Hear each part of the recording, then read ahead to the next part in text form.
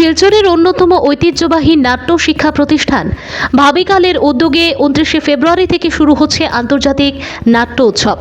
সপ্তরাজ রং উৎসব শীর্ষক এই নাট্য উৎসবে উত্তর পূর্ব ছাড়াও পশ্চিমবঙ্গ এবং বাংলাদেশ থেকে নাট্য গোষ্ঠীগুলি উপস্থিত হয়ে তাদের প্রযোজনা পরিবেশন করবেন।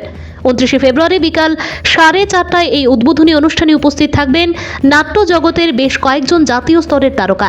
এক সাংবাদিক সম্মেলনে এই উৎসবের বিভিন্ন দিক তুলে ধরেন সভাপতি শান্তনু দাস এবং ভাবিকালের প্রাণভোমরা শান্তনু পাল।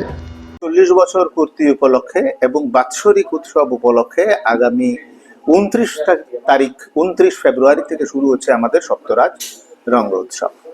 সপ্তরাজ রঙ্গ উৎসব 2024 এক আন্তর্জাতিক নাট্য সমারোহ। সেই নাট্য সমারোহে বরাক উপত্যকার বাইরেও বিভিন্ন দল, যেমন পশ্চিমবাংলা, বর্ধমান, আমাদের আসাম এবং সুদূর বাংলাদেশের ঢাকা থেকেও একটি দল এখানে আসে এবং তাদের বিখ্যাত নাটকগুলো এখানে পরিবেশন করবে। এছাড়াও এই অঞ্চলের কিছু কলেজের সঙ্গে আমরা কাজ করছি, যে কলেজগুলোর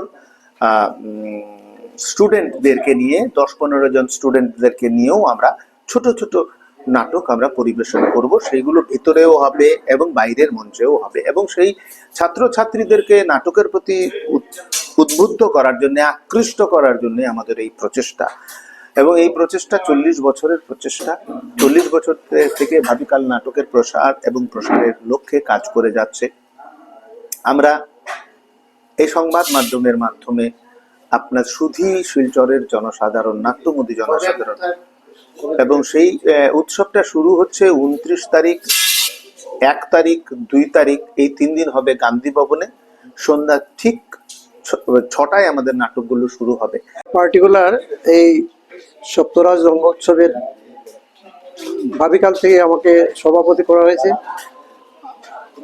আর আমি এই প্রচার মাধ্যমের মাধ্যমে আহ্বান করব প্রত্যেক নাট্যমোদী জনসাধারণ যারা নাটক নিয়ে